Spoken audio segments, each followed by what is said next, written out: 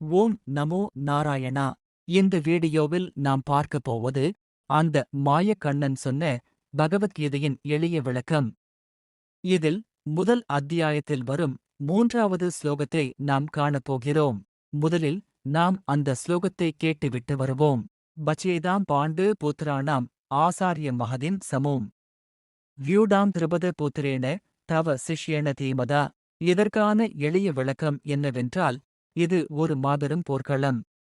அந்த போர்க்களத்தின் பெயர் குருக்ஷேத்திரம். அங்கே 2 பெரிய படைகள் நேருக்கு நேர் போரிட நிற்கின்றன. ஒரு பக்கம் தர்மத்தின் வழியில் பாண்டவர்கள், கூடவே நம் மாயவன் கிருஷ்ணன். இன்னொரு பக்கம் கௌரவர்கள். கௌரவர்களின் தலைவனான துரியோதனன் தன் குருவான துரோணாச்சாரியாரிடம் சென்று ஒரு விஷயத்தை கூறுகிறான். அவன் தன் குருவிடம் என்ன சொல்கிறான் தெரியுமா? குருவே, இதோ பாருங்கள் பாண்டவர்களின் படைகளை. உங்கள் சீடரான திருஷ்டத்யும்னன் பாண்டவர்களின் படைகளை மிக தெளிவாகவும் பலமாகவும் அணிவகுத்து நிறுத்தியிருக்கிறான். இவர்களை பார்த்தால் எவ்வளவு பெரிய பலம் என்று உங்களுக்கு புரிகிறதல்லவா என்று சுட்டிக்காட்டுகிறான். இதிலிருந்து நாம் தெரிந்து கொள்ள வேண்டிய 2 முக்கிய விஷயங்கள் உள்ளன. ஒன்றாவது, கவனிக்கும் திறன். துரியோதனன் தன் எதிரியினுடைய பலம் எப்படி இருக்கிறது என்பதை மிக நுணுக்கமாக கவனித்து அதை தன் குருவிடம் உடனே சொல்கிறான். நாமும் வாழ்க்கையில் ஒரு செயலில் ஈடுபடும்போது நம் எதிரில் இருப்பவர்கள் எப்படி செயல்படுகிறார்கள் என்பதை கவனிப்பது மிக முக்கியம் அல்லவா? அதைத்தான் இந்த வரி உணர்த்துகிறது. 2வது விஷயம், பயமும் தயக்கமும். அடுத்ததாக, துரியோதனனுக்கு ஏன் இந்த பயமும் தயக்கமும் வரவேண்டும்? அவனிடம் மாபெரும் படை உள்ளது.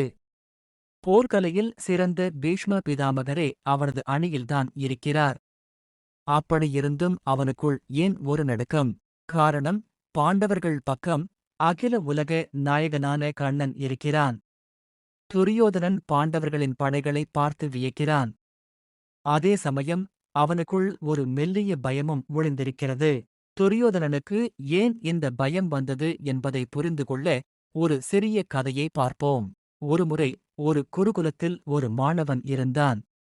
அவனுக்கு போர்க்கலைகளில் மிகுந்த ஆர்வம். எப்போது பார்த்தாலும் யார் பலசாலி, போரில் வெற்றி பெற நாம் எதை கவனிக்க வேண்டும் என்றே சிந்தித்துக் கொண்டிருப்பான். ஒருநாள் அவன் தன் குருவிடம் சென்று, குருவே, இந்த உலகத்திலேயே மிகப்பெரிய பலசாலி யார்?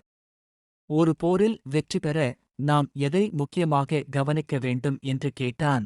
குரு சிரித்துக்கொண்டே அவனை ஒரு நதிக்கரைக்கு அழைத்துச் சென்றார்.